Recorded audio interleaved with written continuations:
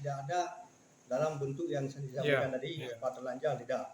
Cuma pengakuan dari Syederalun penyidik pegawai negeri sipil dari Satpol PP dan WH Nagan Raya hingga Kamis 8 Juni 2023 menahan pasangan bukan suami istri dalam kasus pelanggaran Kanun Aceh tentang hukum jinayat. Dua orang yang bukan muhrim itu adalah pria berinisial F berusia 36 tahun, seorang aparatur sipil negara, dan wanita F berumur 32 tahun, seorang honorer yang keduanya bertugas di instansi berbeda di Nagan Raya.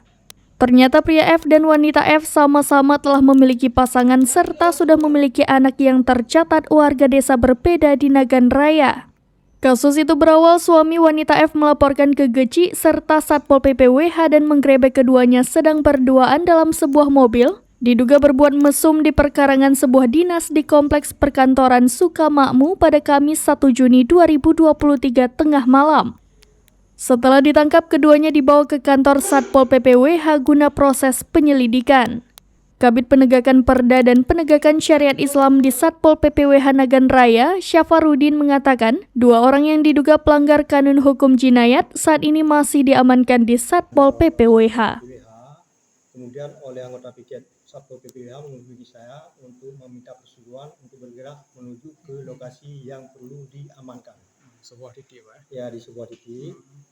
Karena sudah saya izinkan mereka, akhirnya mereka berangkatlah sama Pak Geci ke sana, ke kantor Perkim, di halaman Perkimnya.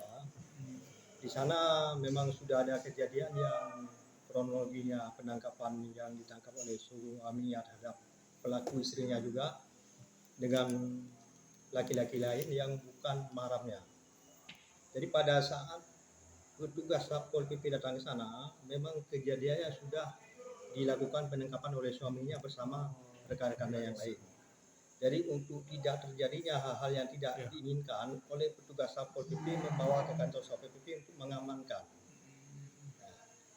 Jadi sampai di kantor Satpol PP dan saya juga sampai ke kantor Satpol PP itu sekira pukul 00.15. Itu sudah berhadapan semua sama Pak Geci, terkecualinya suaminya nak jumpa.